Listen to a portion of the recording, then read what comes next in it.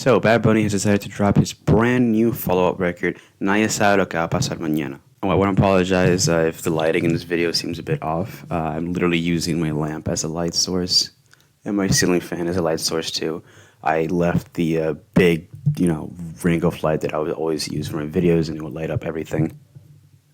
And it would light up, basically everything for the video.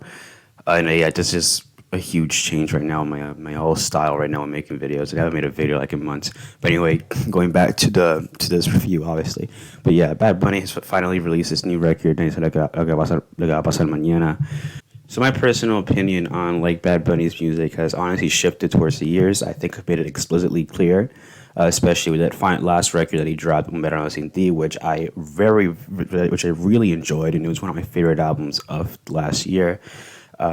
I thought that it was such a celebration of his artistic integrity, and it was such a combination of different cultures and flavors, and just a huge celebration of Puerto Rican culture as well. And even though he has done this thing in the past with Yo Hago Lo Que Me Da La Gana, which at the time I didn't fully enjoy it, but now as the years pass by, I've sort of grasped it a bit more, and I got to fully enjoy that record more. I don't love it completely, but I understand the whole, purpose that it has on the reggaeton genre, and obviously in the Latino culture as well. It has a huge emphasis on music.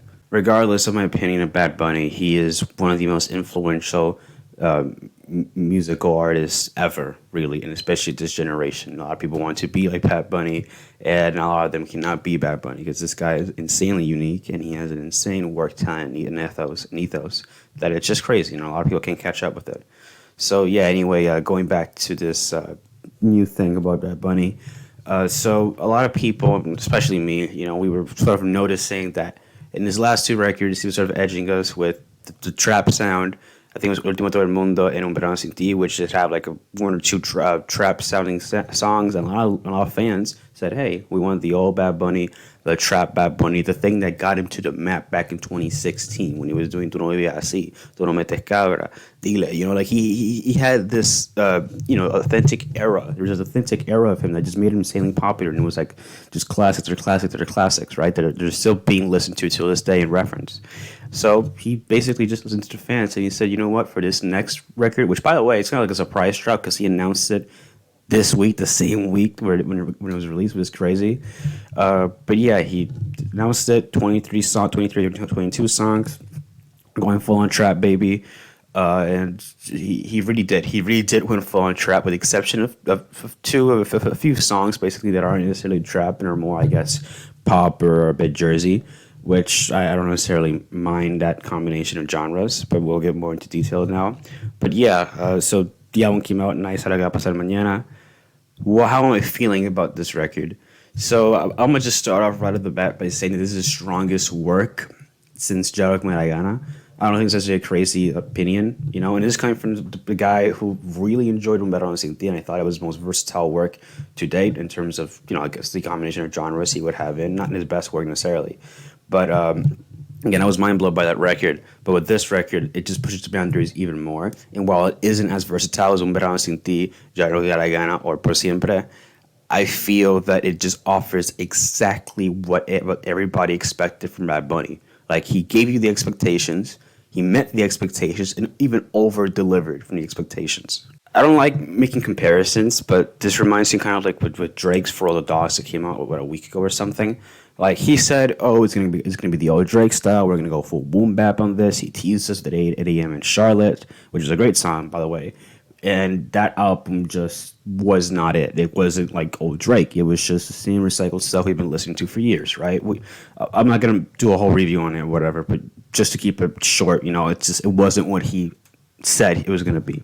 But Bad Bunny, in this case, in this album, he said what he said, and he delivered what he was gonna deliver. This is almost a full-on trap album. So let's get into the nitty-gritty of it. I have literally a monitor here with the track list is at, because I can't remember all 22 songs. But anyway, this album starts off with Nadie sabe. It's a beautiful 6-minute introduction where he's talking to shit, basically. He's calling out some people in here, as he always does, or as he always did in his trap phase. He's basically stating his ground, stating his dominance, saying that he's not in his peak, he's in his prime now. which is a great line, by the way, which I believe is honestly just factual. Obviously, he just keeps on killing with every record he puts out.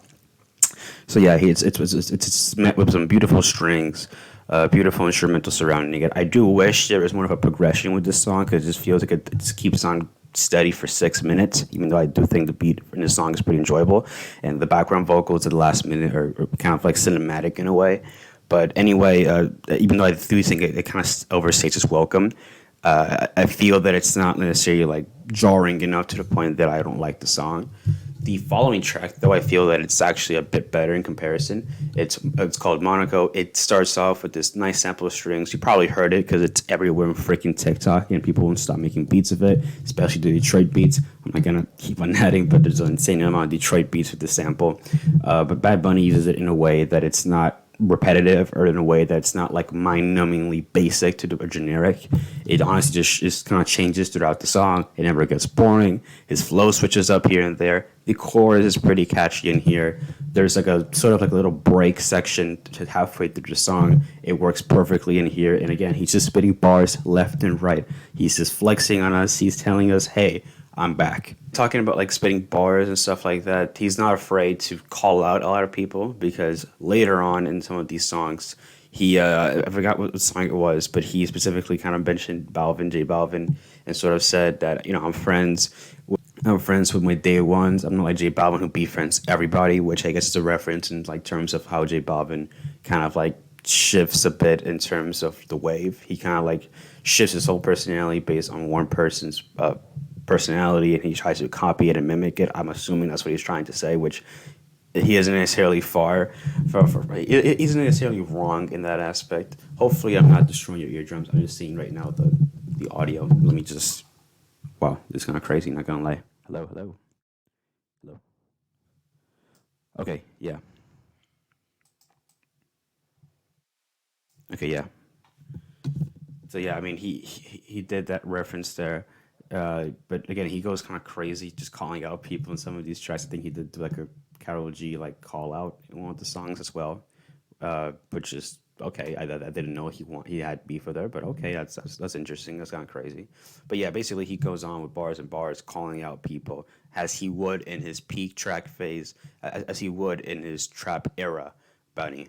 For some reason, the feature list in here is revealed now. So for context, when it was first dropped, it was like literally like the first few hours when it dropped, the features were hidden. It was like Utopia type, but for some reason it's now revealed. Which, look, I don't mind reveal features, but it kind of ruins the whole like mystery era aura that it has surrounding this record. Even though it's easier to like label for this video like who's who in the feature list and stuff. But I think that's a first listen, coming in blind, just seeing Bad Bunny and all the songs and thinking he was gonna go solo. It's a much more exciting experience because just out of nowhere, Boop comes out a very great artist and a great feature. Which, by the way, all these features in this album did very freaking well. The third song, FINA, featuring Young Miko, was a crazy like surprise. Miko just starting off the song, just talk, just Miko starting off the song, spitting horny bars for Bad Bunny, which Bad Bunny goes even hornier in this song. I can't believe I'm saying this unironically, but yeah, for 3 minutes, it's just a bunch of horny bars and a trap beat that's honestly very fun just hearing them go back and forth. Track 8, SEDA, featuring Brian Myers, definitely had people in a chokehold. It's been so long since I heard Brian Myers and Bad Bunny together in a song, and while this isn't necessarily one of their better collaborations, it is a welcome surprise just hearing him after all these years. Probably the out of nowhere song that came out of here was Telefono Nuevo, which is probably my personal favorite, one of my favorite songs on this record, featuring Lual. I'm not necessarily an enormous Lual fan, but I do have some appreciation for the guy's work. But when this guy slid in the second verse, man, that he slid. It's a crazy amount of performance. He's sort of like dribbling with his words. Kind of reminds me of that song he did with Dario Carrillo, I think it was Socio, which in the second half he just delivered, and he delivered so much you kind of forgot it wasn't a song. It was that great of a verse, and was that great of a segment. I like how it just cuts out, like, I like how the first 50 seconds of the song just kind of cuts up abruptly, with his phone like ringing, and then he picks up and he's like going crazy, and then that thing happens for the other half. It's like three songs in one, but it's not in a way that it's like annoying that the song is always stopping. It's like a fun, entertaining, almost like sicko mode type song with Bad Bunny and Lual as they're going back and forth with these bars. Another welcomed surprise was Mercedes Carota featuring Young Chimi. I mean, like, I love Chimi now. It's been like a year since he popped off with Glizzy Walk, and I've been kind of being updated with his stuff. I listened to his record, which I did post it in the channel, and I've been listening to a lot of these songs that he's been posting after that, and he's just honestly been on fire. And on this album, he has a full as length verse. Again, he's spitting, spitting, spitting. Well, he doesn't change subject matter at all. He's just so determined. He's like so laser focused that it's like it comes out naturally. It's like he's in the court. It's like he's in a courtroom practicing drills with his team. I don't know why I made that analogy, but it just gives me that like perspective. But it's like just like so easy for him that he's like dribbling there. He's just doing drills there in a freaking facility. Why am I saying? You know what I'm trying to get? It's basically just like easy for him. And even with the collaboration with Bad Bunny, which Bad Bunny did put in his part, I think Chini probably had a better verse in the song. The song Thunder and Lightning featuring Elayo Garion was an unexpected surprise. Elayo just starting off this song with his drill performance. And while I wasn't necessarily a huge fan of Elayo's drill songs in the past, this song is a huge exception because he goes hard in this song. And I think there's a song where he calls out, where Bad Bunny, I think, calls out Bovin. I might be wrong. Again, I'm messed up with the track listing here. But this song is honestly just great. It is fantastic. It just embodies everything of the drill, the drill genre, especially in Latino drill. I think Eladio is such a casual. I think Eladio is so experienced in his field since he has done drill songs in the past, as I said before. And he just sort of like reinforces this with Bad Bunny in this song, and I feel that they just go crazy on this. It's a great beat, it's great flows thrown in here.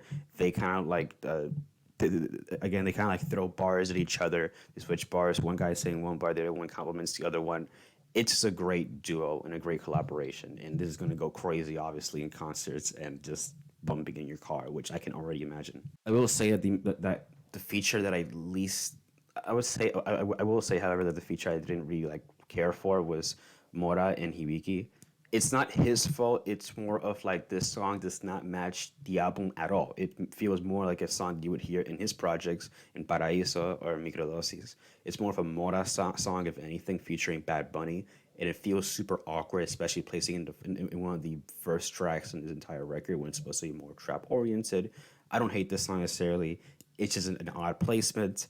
And the auto-tune in this song can be kind of grating. I didn't really enjoy the enormous amount of auto, like the vocals are basically bathed in auto-tune in here, and it's just a very like T-Pain-ish overuse of auto-tune, and just it's kind of disgusting at times. The vocal mixing as well. I mean, the vocals mixing overall, but the beat in here is great. It's fun. It's a fun dynamic established here. I just wish it wasn't in this album and it was saved for some other album of Mora. Speaking about like sort of filler tracks in this record, I feel that the song Vou Siada is such an unnecessary song. It's only 2 minutes long. It kind of serves like an interlude, but it's way too early on this record. It's in the 7th track, and again, there's like 20-something tracks in this record. So it's such an odd like placement if it was supposed to be an interlude, and it doesn't really serve any purpose. Yes, the beat is kind of cool. It's a bit low-key in a way, but compared to the other songs that we just experienced, it kind of kills the vibe for a little bit. No Me Quiero Casar, it's kind of like a cheeky, fun song, like I guess, but again, like it's one of those songs that I feel that you literally have a song before where it was crazy, the beat goes hard, it's experimental in a way, and it just like a mood stopper, right? And it comes before Where She Goes, which I don't necessarily hate that song. It was one of the lead singles for this record, but again, you just like a huge like stomp in those two songs, and then at least you have Thunder and Lightning. But still, I feel like it was a little bit unnecessary including that song. Don't get me started the way this album ends. Preview is such a mediocre ending to this record because, again, I feel this record overall has a lot of great songs attached to it, but ending it off with this, and I understand this is another teaser for this album, but this is one of the more underwhelming songs he's put out in terms of teasers. And the mere fact that it's the ending for such a huge record, it's kind of baffling to me in a way. I kind of wish he ended it with ACHO PERRO, which features Arcángel de la Ghetto and Ñengo Flow, which this song is awesome. It's a 6-minute pause cut. Did I say that right? Pause cut with just bars, verses being traded with one another. And Arcangel will never miss a feature, nor Niengo, nor that I get though. They're amazing. As like the feature list, it's a perfect placement. The beat sounds like a 2016, 2015 era type beat, which I honestly really enjoy. I understand it might sound outdated for some people, but I feel that sort of like, I guess, like sense of nostalgia that you would have as like a, you know, as a kid or as someone who experienced and like listen to the music of this era, you would have a lot of appreciation to what Bad Bunny was trying to accomplish on this song. So like rapping with his idols. And again, he did say that this record was more about giving back to his block, giving back to his hood, giving back to the people in Puerto Rico, but making it more trap oriented to give that sort of like soundtrack and backdrop for those people. And I honestly appreciate him. I understand he's trying to, every record he puts out is for the people, and he's trying to kind of like select a group of people. Last record was more party like, more like lively. This one is more for the caseríos, and this one is more for just, I guess, bumping it in the whip, trap style, kind of like hardcore in a way. There's like two songs in here, which I'm sorry, there's like six songs in here that are produced by Tiny. I think some of my favorite ones that are produced by him was BATICANO, and I believe it was VUELVE Candy B and Baby Nueva. These beats just have such like a dark layer in there. These like dark sub basses that are thrown in the mix. These hard hitting drums. These kick patterns that are thrown in as well. I do believe that sometimes the pattern in here kind of gets a bit stale in a way because these songs are a bit longer. They're kind of like around the 4 minute mark almost. I do feel that just how the beat evolves during the song and how Bad Bunny sort of like adjusts himself for the song as it progresses is a great addition, and it just makes these songs stay away from any sense of boredom, if that makes any sense. Speaking about the drill stuff that I mentioned earlier and where she goes being more kind of Jersey drill type, he does have a song here called CYBERTRUCK, which I believe is a much better song than Where She Goes in terms of what it was trying to achieve. I love the Jersey drill beat in here. I love Bad Bunny's flows as he's switching in here. Again, he's just playing catch. He's just playing catch with these bars. He's playing catch with this flow. It's on beat. It doesn't feel necessarily like anything awkward as, I don't know, I'm sorry to throw Drake again in the middle, but Drake has a weird way of just rapping over Jersey drill beats. But Bad Bunny just has this like feeling of like, even though we haven't heard him rap over many Jersey drill beats, he just does it so well on this specific song, and it's such a huge vibe and boost for this entire record. The song Perro Nuevo is an unexpected reggaeton bop that is placed in here featuring Fade, yeah, it's Fade, and I think they both go really well in this song. I just wish it wasn't 2 minutes and 42 seconds. I wish it was much longer because how this song ends is kind of abrupt for me. It's fun, it's catchy, it's quirky in a way. It's one of those songs that you're probably hearing Yago Me Gana, and if it was placed in that record, it would have been easily one of the better songs of that record as well. So to sort of like wrap this up, the final track I want to talk about here is Mr. October. Mr. October has this beat, which I think is produced by one of the Moneyway producers. Is it Hydro? I don't think it's Hydro. I think it's one of the Moneyway producers in here. When I heard that tag, I lost it. It's a great sort of Detroit type of drum surrounding this song. Bad Bunny, again, he spits on this song, and I do think I kind of understand people who won't like the song a lot or weren't that crazy about it. It's not that crazy when you think about the other songs that are in this album that I would say are much better. But this song offers this sort of like, sort of like, I want to say novelty vibe because I don't think it's necessarily going to be a novelty track, but it's a song where it's like you can bump in the car. It's kind of chill. You kind of feel kind of cool just listening to the song. I don't know. It gives me like a backdrop type song you would hear in 2016 or 2017, which again is the whole focus on this entire album. So to sort of like put it in general terms in this record, I feel that Bad Bunny delivered for the most part in this album. This album came out very well, much better than I anticipated to come out. It was a surprise drop, so even better. The mere fact that this man can sort of like one up himself and just make a better record in a year, probably. I think it was a year since Umar Sin Ti came out. It's kind of crazy to me. He still has it in him. He's only like 5 studio albums in. For the first 3 years of 2020, this man has had one of the most insane growths and just like explosions ever in music history, Latino music history as well. I honestly just commend Bad Bunny for doing what he does. In this record, it's a great celebration of one of his more iconic eras in his career, if not his most iconic era of his career. And I just love that he listened to his fans, he delivered. You know, it's not, it doesn't feel like it's compromised. It feels that he just went crazy on this, and he had a lot of fun. A lot of these songs are very fun to listen to. Even the songs that I wasn't necessarily too like, you know, keen on. I understand the whole intention behind it, and I appreciate Bad Bunny is having fun and also putting out some great music as well. So, what do I feel of this record? What am I going to give it? I'm going to give it a light 8 out of 10. This record is great. I probably won't stop listening to it for the next couple of weeks. And yeah, man, I just freaking Bad Bunny, bro. This guy is really one of the goats of this generation. And I just can't wait for him to drop even more records, despite it being 1 hour and 30 minutes. But yeah, what do you guys think about this record? Did you guys love it? Did you guys hate it? Let me know in the comments down below. Tell me what you guys probably rate this record and just your overall thoughts. Please subscribe to the notification bell on so you don't miss an upload from me. Like this video if you enjoyed this review and want more reviews in the future. And yeah, see you guys next time. Peace out and stay safe from COVID or any type of disease going out there.